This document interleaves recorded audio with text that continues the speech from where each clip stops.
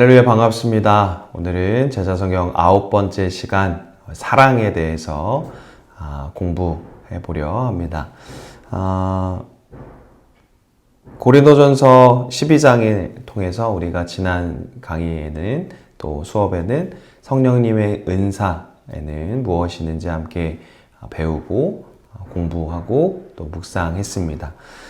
고린도전서 12장의 마지막 단락이 어떻게 끝나고 있는지 교재에서 말씀해 주고 계시는데요. 그 마지막 부분을 제가 읽어드리면, 너희는 더 큰 은사를 사모하라. 내가 또한 가장 좋은 길을 너희에게 보이리라. 이렇게 마침하고 있습니다. 교재에서 말하는 것처럼 또 375페이지 보시면 고린도 교인들이 그렇게 사이 좋은 모습이 아니었다라는 것을 살펴볼 수 있습니다. 그래서 서로 받은 자신의 은사의 크기를 크다라고 자랑하고 또 설명하고 있었다라는 거죠. 쉽게 말해서 대립하고 다투는 그런 상황이었던 겁니다. 그래서 이제 바울이 그들에게 더 큰 은사를 사모하라 이렇게 권면했습니다. 그래서 공동체의 더 큰 유익으로 드러나는 은사를 사모하라 라는 뜻이 됩니다. 그래서 사도 바울은 고린도전서 13장에서 사랑이 바로 더욱 큰 은사, 그리고 더욱 큰 은사가 바로 사랑임을 이야기하고 있습니다. 우리가 앞서서 배운 것처럼 성령님께서 우리에게 은사를 주시는 그 이유가 뭐냐면 자신과 타인 그리고 공동체를 유익하게 하기 위함입니다. 우리가 후에도 살펴보겠지만 만약 그런 공동체에 유익이 되지 않고 나와 타인에게 유익이 되지 않는다면 그것은 은사의 순기능이라 볼 수 없다라는 것입니다. 그래서 바울은 가장 큰 유익으로 드러나는 은사, 가장 좋은 길, 그리고 그것은 바로 사랑이라 명시하고 있습니다. 그렇다면 사랑이 왜 더 큰 은사냐라고 생각해 보는데요. 왜 그러냐? 첫 번째는 사랑만이 외적 은사를 내적 은사로 승화시켜 주기 때문입니다. 오늘 교재 376페이지 밑에서 네 번째 줄 보면 모든 외적 은사는 사랑 안에서만 내적 은사로 승화되고 그때부터 모두를 유익하게 하는 섬김의 도구로 선용된다. 그래서 사랑이 더 큰 은사다. 이렇게 설명해 주고 계십니다. 또 두 번째로는 사랑만이 성령님의 열매를 결실하게 해주기 때문이다. 이렇게 말씀하십니다. 그래서 두 가지를 비교하고 계십니다. 첫 번째는 성령님의 은사, 그리고 성령님의 열매라는 측면으로 이렇게 비교하고 계십니다. 그래서 여기에 차이는 뭐냐면 인격의 변화 여부입니다. 그래서 성령님의 은사라고 첫 번째 언급하는 부분은 인격의 변화가 없어도 충분히 받을 수 있는 측면을 강조하십니다. 그러니까 인격이 안 바뀌었어도 신유의 은사를 받을 수 있고 방언도 할 수 있습니다. 두 번째 측면인 성령님의 열매라는 건 인격의 변화라는 중요한 핵심 부분이 변화되지 않으면 결코 맺어질 수 없다라는 것입니다. 그래서 성령님의 열매란 뭐냐? 인격의 변화 속에서만 결실되는 측면이 있다라고 말씀하고 계십니다. 그러니까 성령님의 외적 은사가 내적 은사로 이렇게 승화된다는 건 뭐냐면 성령님의 열매로 결실되는 것이고 인격의 변화를 결국 의미한다라는 것입니다. 그래서 교재를 보시면 377페이지 갈라디아서 5장 22절, 23절 밑에 단락을 보시면 인격의 변화나 훈련 없이도 얼마든지 방언을 받을 수는 있지만 사랑과 희락과 화평과 오래 참음과 자비와 양선은 어느 날 절로 주어지지 않는다. 반드시 인격의 변화 속에서 훈련을 통해서만 주어진다. 이렇게 설명하고 계십니다. 그래서 이제 378페이지를 보시면 이제 중요한 단어를 말씀해 주시는데요.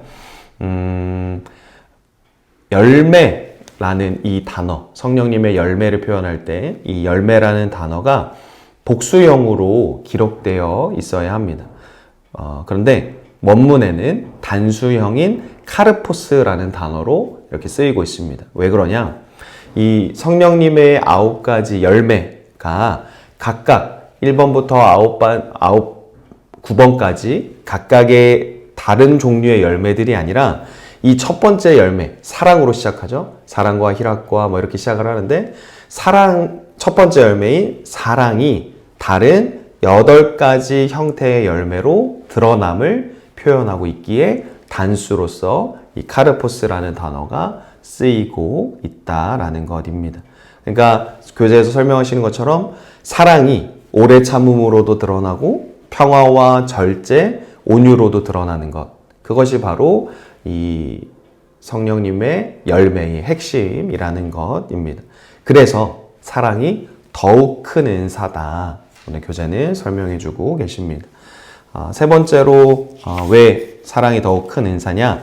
율법이 사랑을 통해서 완성되기 때문입니다. 로마서 13장 8절로 10절의 말씀에서 마지막 부분을 제가 읽어드리면 그러므로 사랑은 율법의 완성이니라 이렇게 말씀하고 있습니다.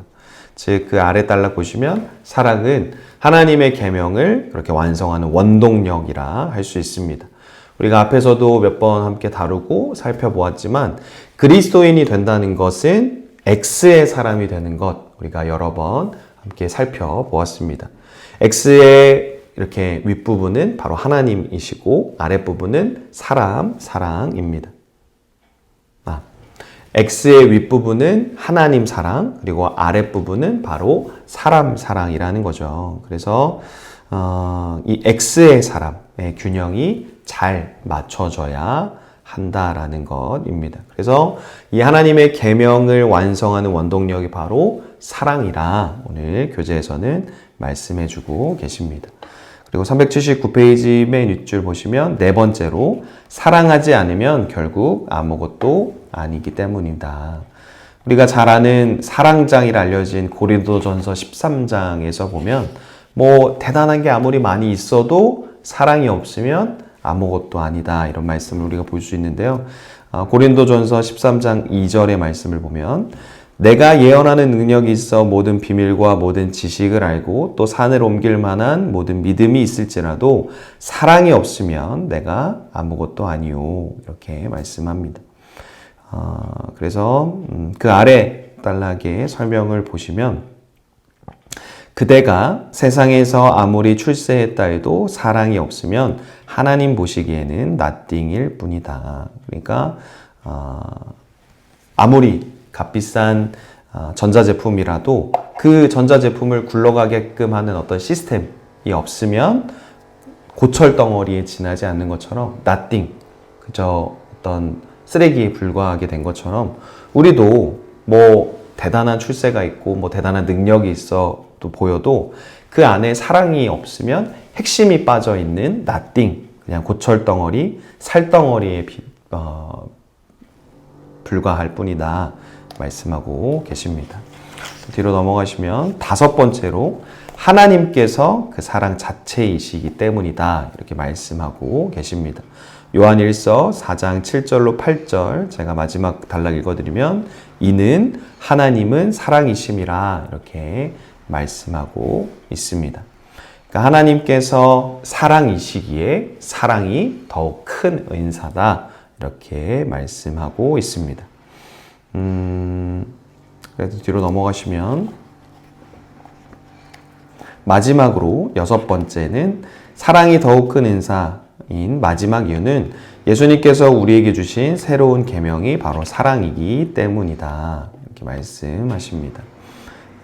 요한복음 13장 34절 35절을 제가 읽어드리면 새 계명을 너희에게 주노니 서로 사랑하라. 내가 너희를 사랑한 것 같이 너희도 서로 사랑하라.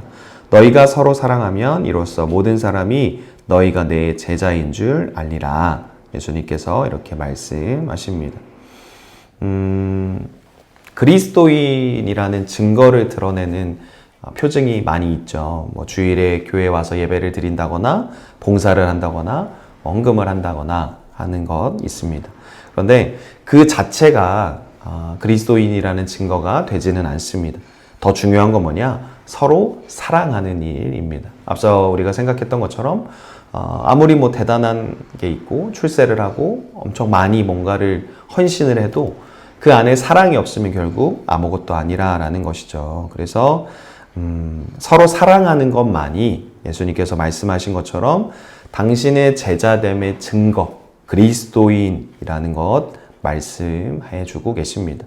그래서 결국 사랑보다 더 큰 은사가 없고 사랑이 바로 더 큰 은사가 됨을 우리가 이 성경 구절들을 통해서 살펴볼 수 있습니다. 그래서 계속해서 살펴볼 것은 사랑에도 종류가 있다. 우리 이재철 목사님은 말씀하고 계시고 그 사랑의 문자적 의미는 무엇이냐 우리에게 가르쳐 주시는데요. 우리말에는 사랑을 의미하는 단어가 딱 하나 있죠. 사랑이라는 것밖에 없습니다. 그래서 어떤 종류의 사랑인지 사실 구별하기는 어려운데요. 헬라어의 측면으로 이제 4가지로 오늘 교재에서는 설명해 주고 계십니다. 사랑의 종류에 따라서 첫 번째는 에로스, 두 번째는 필리아, 세 번째는 스토르게, 네 번째는 아가페, 이렇게 4가지입니다. 성경에서 언급하고 있는 사랑은 바로 이 4번째 측면인 아가페라 할 수 있겠습니다. 이 아가페가 앞선 3가지 사랑과 다른 차별점이라고 한다면 무조건적인 사랑이라는 거죠.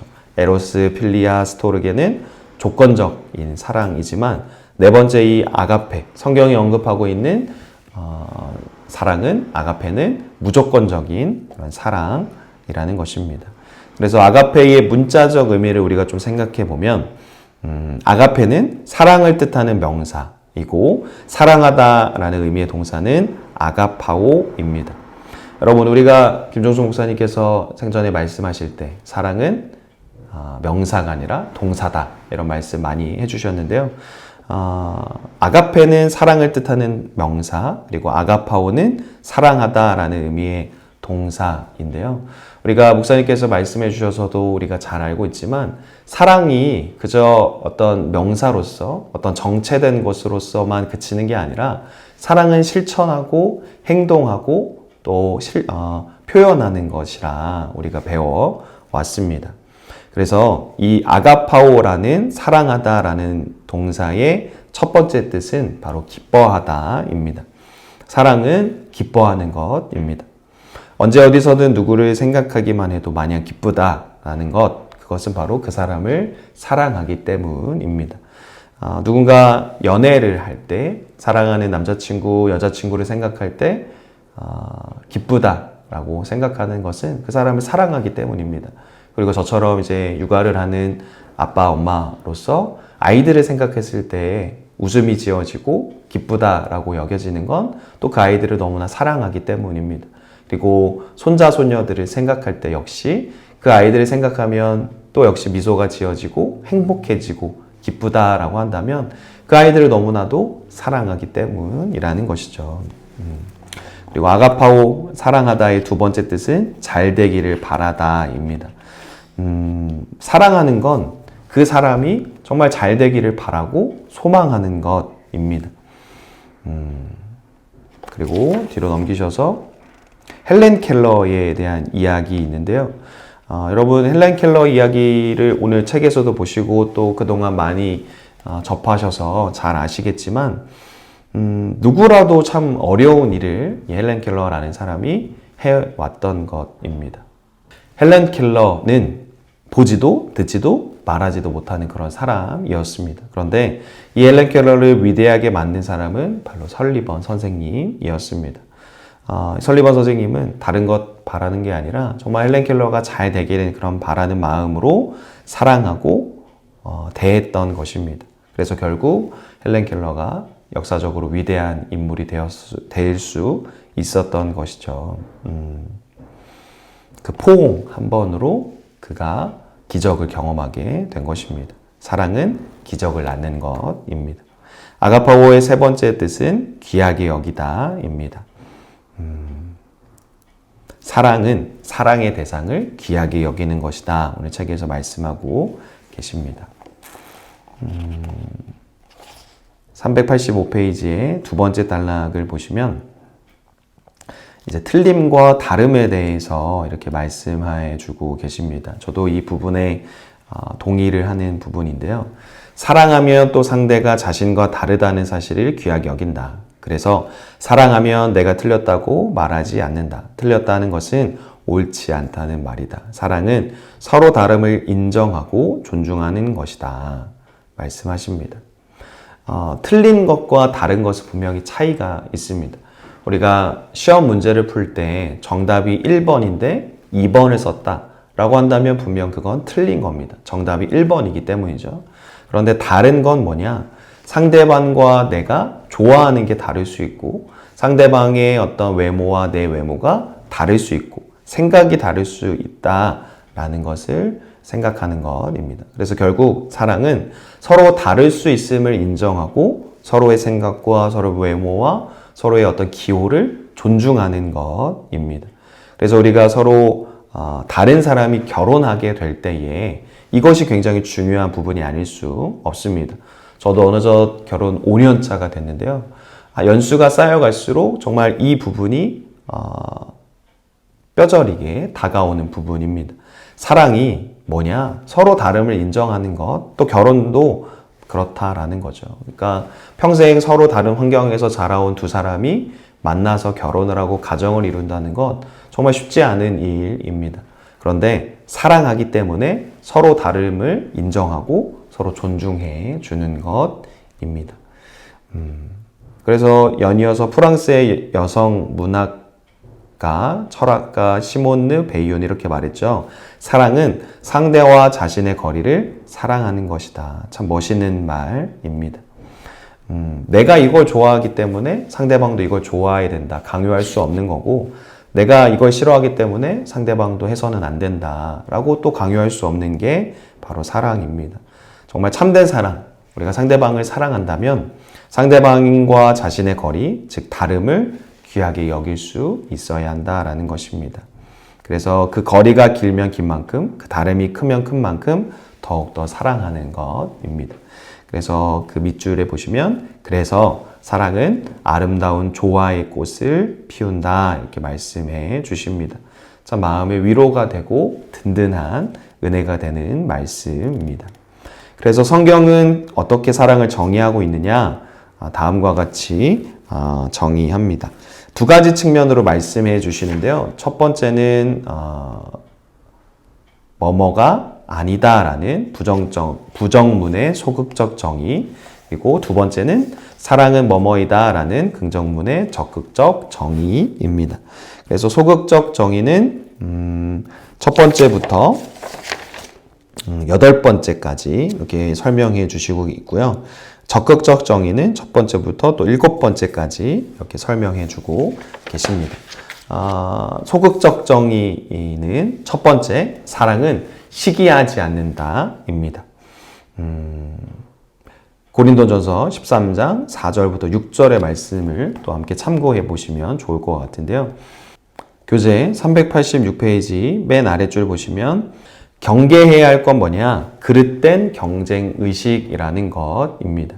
그래서 경쟁 자체가 나쁘지는 않지만 그릇된 경쟁의식이라 함은 경쟁을 열등감과 우월감의 발로로 삼기에 항상 시기가 뒤따를 수 없다라는 것입니다.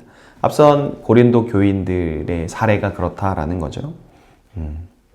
서로의 은사가 더 크다라고 내세우며 서로를 시기했던 것입니다.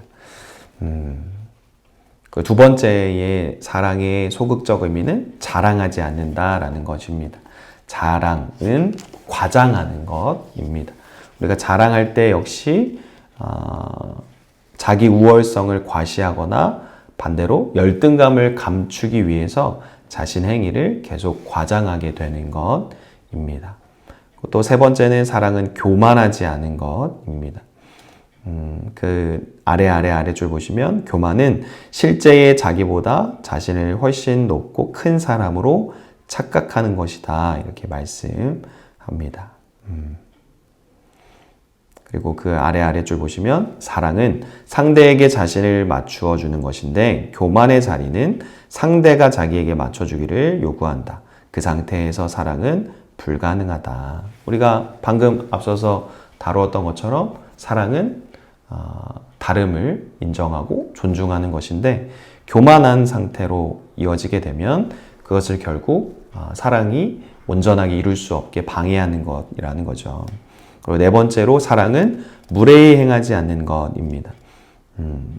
한마디로 상대를 이치에 합당하게 대우해주지 않는 것. 그리고 결국 앞선 교만으로 인해 상대방을 부당하게 대우하는 것입니다. 뒤로 넘어가시면 388페이지 위에서 세 번째 줄에 사랑은 수고한 사람에게 정말 수고했다고 감사를 표해야 할 대상에게 대단히 감사하다고 존경과 명예를 돌려주는 것이다. 이런 멋있는 말씀을 해주고 계십니다. 다섯 번째 사랑의 소극적 의미는 자기의 유익을 구하지 않는 것입니다. 그래서 중간에 보시면 사랑이 없으면 자기 것만 생각하고 자기 기분과 자기 감정만 중요하게 여긴다 이렇게 말씀합니다. 그러니까 결국 사랑이 없으면 자기 것만 집요하게 구한다라는 거죠. 그래서 다른 사람은 보이지 않고 내 배만 부르면 된다. 이기적이고 독선적인 사람이 된다라는 거죠. 사랑은 근데 그 반대입니다. 사랑은 사랑의 대상에게 무엇이든 자기의 것을 구하지 않습니다. 사랑은 바로 주는 것이기 때문이죠. 그래서 우리가 흔히 그런 말 합니다. 사랑은 9개를 주고도 10개 중에 9개를 주고도 하나를 더 주지 못해서 미안해하는 마음이 바로 사랑이다. 이런 말을 우리가 들어본 적이 있습니다. 부모와 자식의 관계에서 우리가 흔히 볼 수 있는 그런 모습들이죠. 그리고 여섯 번째는 사랑은 성내지 않는다입니다. 여섯 번째는 사랑은 성내지 않는다인데요. 여기서 발작적인 분노를 뜻하는 파록시노라는 헬라어를 보면 날카롭게 하다라는 뜻인데요. 그래서 발작으로 분노하는 건 결국 자기 자신에게 뿐 아니라 타인에게 날카로운 흉기가 된다는 말을 우리에게 가르쳐주고 계십니다. 그러니까 성낸다 그리고 발작적인 분노를 한다라는 건 나에게도 흉기가 될 수 있고 다른 사람 내가 화를 내는 그 사람에게도 날카로운 흉기가 될 수 있다라는 것입니다. 근데 성경은 우리가 화를 낼 수 있음을 인정하고 가르쳐주고 계십니다. 대신 분을 내어도 죄를 짓지 말라고 권면해주고 있습니다. 에베소서 4장 26절로 27절을 보면 분을 내어도 죄를 짓지 말며 해가 지도록 분을 품지 말고 마귀에게 틈을 주지 말라 이렇게 말씀하고 가르쳐주고 있습니다. 화를 낼 수 있지만 해가 지도록 분을 품고 있지 말아야 한다라는 것입니다. 그리고 일곱 번째로 사랑은 악한 것을 생각하지 않는 것입니다. 생각하다라는 헬라어 로기조마이는 숙고하다, 계산하다라는 뜻입니다. 악이라는 것은 무엇이냐? 한마디로 공동선을 해치는 것입니다. 그래서 우리가 정말 사랑의 사람이 되기 위해서는 항상 공동선을 앞세워야 하는 것입니다. 그래서 나로 인해서 얼마나 많은 사람에게 유익이 돌아가고 있는지 또 자신도 모르게 누군가에게 해를 끼치고 있는 것은 아닌지 우리는 늘 돌아보아야 한다라는 것입니다. 사랑의 소극적 의미 마지막은 바로 불의를 기뻐하지 않는 것입니다. 이 기뻐하다라는 헬라어 카이로는 매우 기뻐하는 상태입니다. 불의를 왜 기뻐하냐? 결국 불의를 저지를수록 자기에게 더 큰 유익이 있다라고 착각하기 때문입니다. 잘못된 생각이라는 거죠. 결국 사랑은 무엇이냐? 모두를 생각하는 것인데 불의를 기뻐함으로 인해서 사랑은 결국 이루어질 수 없다라는 것입니다. 그래서 종합해 보면 이 사랑의 소극적 의미에서 중요한 건 그 전개의 순서가 매우 중요한 것입니다. 교재 390페이지 밑에서 네 번째 줄을 보면 시기하면 자랑하게 되어 있고 자랑하면 자기를 높이 올리는 교만에 빠지게 됩니다. 또 교만하면 누군가에게 돌아가야 할 존중과 명예를 부정하게 되고 결국 자기의 유익만 구하는 그런 독선적인 인간이 됩니다. 그런 인간은 자기의 유익이 침해당할 때 그렇게 발작적으로 분노하게 되고 그 사람은 결국엔 공동선을 해치는 악한 길에 누구보다 밝은 사람이 됩니다. 그래서 자신의 목적을 위해서라면 불의를 저지르고도 기뻐하는 사람이 되는 것입니다. 그래서 이것처럼 사랑의 소극적 정의의 전개 순서는 사랑하기 위한 관건이 바로 무엇이냐? 시기하지 않는 것임을 일깨워 주고 있습니다. 그래서 사랑과 관련된 모든 문제의 첫 스타트는 바로 시기에서 비롯된다, 시작한다 말씀해 주고 계십니다. 그래서 우리의 열심과 열정을 늘 조심해야 하는 것이 바로 여기에 있습니다. 과연 누구를 위한 열심인지, 자신의 열심인지, 하나님의 열심인지 늘 생각해야 한다라는 것입니다. 사도 바울은 하나님의 열심으로 했던 사람입니다. 그래서 하나님은 사랑이시기에 하나님의 열심은 언제나 사랑과 생명의 열심이 됩니다.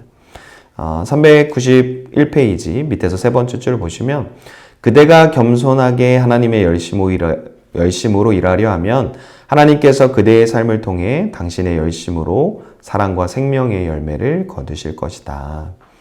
우리 해같이 빛나리라는 찬양 있죠? 그 찬양과도 같이 또 우리가 담임 목사님께서 주로 말씀해 주셨던 또 자주 말씀해 주셨던 문구와도 같이 사람이 사람의 일을 하면 하나님은 그 사람을 통해 하나님의 일을 하신다라고 우리가 생각해 볼 수 있겠습니다. 그래서 뒤로 넘어가시면 이제 적극적인 정의, 사랑의 적극적인 정의에 대해서 말씀해 주고 계십니다.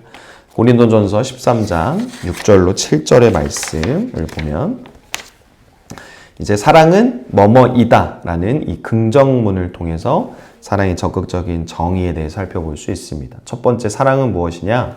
오래 참는 것입니다. 사랑은 오래 참는 것입니다. 적극적인 사랑의 출발점이 바로 오래 참는 것으로부터 시작된다라는 것입니다.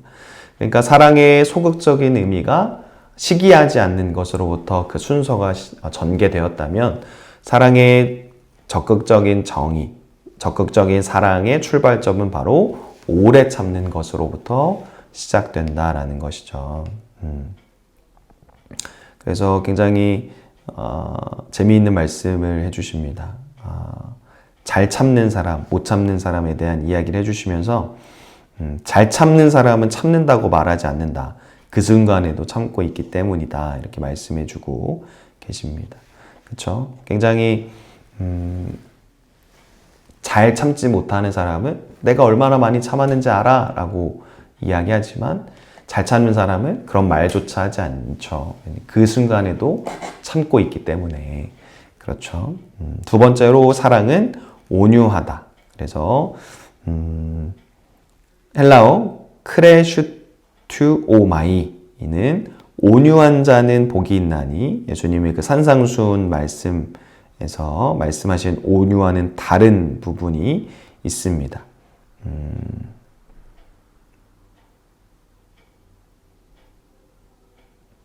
어떤 차이점이 있냐면 방금 우리가 언급했던 크레슈투오마이는 친절하다라는 뜻입니다. 그래서 앞선 사랑의 적극적인 의미의 첫 번째 오래 참음으로부터 비롯되면 상대를 만났을 때 친절하게 대해줄 수 있다라는 것입니다. 그래서 만약에 참지 못해서 분노를 발산해 버리게 되면 상대를 다시 만나게 됐을 때 예전 관계로 돌아가기가 힘들다라는 거죠. 그래서 한마디로 참아야 평상심 속에서 계속 친절할 수 있고 친절하게 대하는 한 사랑은 계속 지속된다라는 것입니다. 세 번째로 사랑은 진리와 함께 기뻐한다입니다. 그 아랫줄 보시면 사랑은 진리 자체를 기뻐하는 차원을 넘어 진리 때문에 진리로 인해 기뻐하는 것이다. 이렇게 말씀하고 계십니다. 그래서 맨 아랫줄 보시면 사랑과 진리는 모두를 살리는 힘이다. 이렇게 말씀해 주고 계시고요. 또 네 번째는 사랑은 모든 것을 참는다. 입니다. 우리가 앞에서 첫 번째로 오래 참음에 대해서 생각했는데요. 참는 것이 또 등장했습니다. 여기서는 덮어주다라는 의미로 쓰여지고 있는데요. 지붕을 뜻하는 단어인 거죠. 사랑은 상대의 약함과 추함과 허물을 덮어주는 그런 지붕이 되는 것입니다. 그래서 노아와 세 아들의 이야기를 통해서 허물을 덮어주는 그런 사랑의 측면을 말씀해 주시는 것이고요. 그 단락의 밑에서 네 번째 줄 보시면 허물을 덮어주는 것은 있는 허물이 없다고 거짓말한다는 의미가 아니라 상대의 허물에 지배당하지 않는 것이다. 그래서 상대의 허물에도 불구하고 변함없이 사랑할 수 있다. 이렇게 말씀하고 계십니다. 그래서 잠언 10장 12절 말씀 보면 미움은 다툼을 일으켜도 사랑은 모든 허물을 가리느니라. 이렇게 말씀해주고 있습니다. 그래서 아래 보시면 다섯 번째로 사랑은 모든 것을 믿는다입니다. 그래서 피스티오라는 헬라어 단어는 우리가 하나님을 믿다라고 할 때의 그 믿다와 동일하게 쓰이고 있습니다. 결국 사랑은 여러 가지 그런 미흡함이 있음에도 불구하고 그를 통해서 하나님의 귀하신 뜻이 이루어질 것을 믿는 것입니다. 그래서 중요한 건 하나님과의 그런 수직적인 관계가 확립되어야 하는 것입니다. 그래서 사람을 사랑할 수 있다라는 거죠. 그래서 그 수직적인 관계의 확립 속에서만 하나님을 믿기에 여러 장애물 속에서도 사람을 사랑할 수 있는 것입니다. 여섯 번째로 사랑은 모든 것을 바라는 것이다. 그래서 내가 욕구하는 것이 이루어지기를 바라는 말의 측면이 아니라 그리고 이기심의 측면이 아니라 소망하는 것 그리고 사랑하는 사람의 과거와 현재 그리고 뿐만 아니라 미래까지 사랑하는 것의 측면을 말씀해주고 계십니다. 지금은 절망스러운 그의 미래가 현재보다 나아지기를 소망하는 것이 바로 사랑이 모든 것을 바란다라는 측면이 있겠습니다. 뒤로 넘어가셔서 일곱 번째로 사랑은 모든 것을 견디는 것이다. 이렇게 말씀해 주고 계십니다. 그래서 아래에 좀 보시면 사랑은 사랑하는 대상의 아래에 거한다는 말로써 상대방의 입장에 선다는 의미이다. 그래서 영어로서 understand가 이해하다라는 뜻인데 이 휘포메노라는 헬라어는 understand. 그러니까 결국 이해하는 것과 똑같은 의미라는 것이죠. 그래서 우리가 앞선 성경 공부에서도 생각해 봤지만 겸손 그리고 섬김이라 하는 것은 내 기준에서 하는 게 아니라 상대방의 기준에서 하는 것이다 라는 것을 우리가 공부한 적이 있었습니다. 그러니까 누군가를 섬긴다라는 건 나의 기준에 상대방이 맞추기를 바라는 게 아니라 상대방의 기준에 나를 맞추는 게 바로 진정한 섬김이고 겸손이라는 것입니다. 그래서 그 사람의 입장에 서보는 것입니다. 그런 측면으로서 사랑은 모든 것을 견딘다라는 의미가 되겠죠. 그래서 이 단락의 마지막 줄 보시면 그 사람의 입장에 서보면 평소 이해할 수 없었던 그의 언행도 이해할 수 있다. 그래서 결국 사랑은 이해하고 견디고 또 섬기는 것의 측면이 되겠다라고 볼 수 있겠습니다. 사도 바울이 정의한 사랑의 적극적 정의를 살펴보았고요. 7단어를 사용했는데 그 첫 단어는 바로 오래 참는 것이었습니다. 그래서 소극적 사랑은 시기하지 않는 것에서 시작하고 적극적인 사랑은 참는 것에서부터 시작한다. 결국 오래 참다라는 의미는 희생하다, 그리고 내가 나 자신을 희생제물로 삼지 않고는 오래 참을 수 없다라는 것입니다. 그래서 밑에서 세 번째 줄 보시면 우리를 사랑해 주시는 하나님의 사랑을 힘입어 우리는 참을 수도 있고 사랑할 수도 있으며 결과적으로 하나님 사랑과 사람 사랑의 X를 완성해 갈 수 있다. 이렇게 말씀해 주고 계십니다. 그래서 결론입니다. 첫 번째 사랑은 서로 사랑하는 것입니다. 그래서 사랑은 결코 혼자 할 수 없는 것이겠죠. 그래서 일방적으로 누군가를 사랑하는 것이 아니라 그리스도인이라면 서로 사랑하는 것이 중요하다 할 수 있겠습니다. 그런데 중요한 건 내가 만약 누군가에게 사랑받기를 원한다면 내가 먼저 그에게 사랑받기를 원한 만큼 자신이 먼저 사랑해야 한다라는 것입니다. 그리스도인은 최악의 상황에서도 사랑의 의무를 다하는 사람이기 때문이죠. 두 번째로 사랑은 반드시 공동체의 유익으로 귀결되어야 하겠습니다. 아주 중요한 부분이라 할 수 있겠죠. 401페이지에 밑에서 네 번째 줄 보시면 그 위에 줄부터 그러므로 자식을 사랑하든 친구를 사랑하든 남편이나 아내를 사랑하든 그것이 관련 공동체와 어떤 연관이 있는지 생각할 때에만 우리의 사랑은 주님 안에서 바른 사랑일 수 있다. 이렇게 말씀해 주십니다. 세 번째로 사랑은 어떤 경우에도 실패하지 않는다. 너무 멋있는 말입니다. 사랑에는 실패가 없을 수 없다라는 말인 거죠. 결국엔 해피엔딩으로 그 사랑이 끝나게 됨을 우리에게 가르쳐주고 계십니다. 고린도전서 13장 8절 말씀을 인용하면 사랑은 언제까지나 떨어지지 아니하되 예언도 패하고 방언도 그치고 지식도 패하리라 라고 말씀하고 계십니다.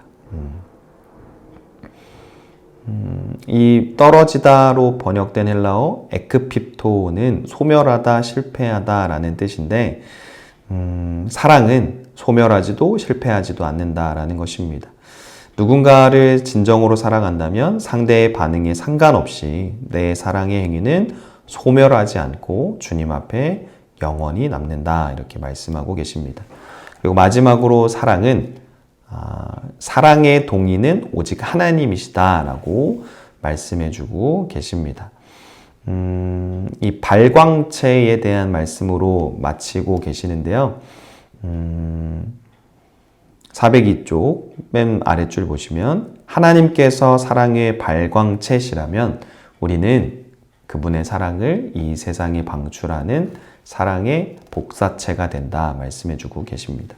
하나님께서 그 빛 자체인 발광체시라면 사랑의 발광체시라면 우리는 그 빛을 소유하고 그리고 전달하는 또 세상에 방출하는 그 사랑의 복사체가 된다라는 것입니다.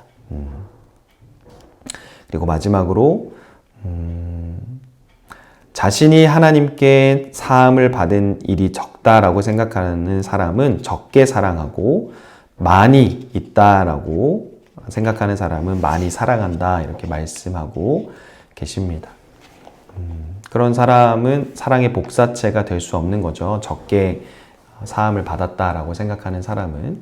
그리고 결국엔 죽어 마땅한 자신의 죄를 예수 그리스도 안에서 용서하고 구원해 주신 하나님의 사랑을 깨달은 사람만 바로 그 사랑의 복사체가 될 수 있다 말씀하고 계십니다. 그리고 하나님의 사랑이 멀리 있지 않음을 지금 우리와 함께하고 계심을 그리고 우리가 그 사랑의 복사체가 되어야 함을 마지막으로 당부하고 계십니다.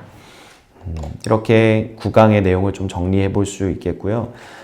이 강의를 마치면서 여러분에게 한 가지 질문을 드리며 오늘 이 강의를 영상을 마치려고 합니다.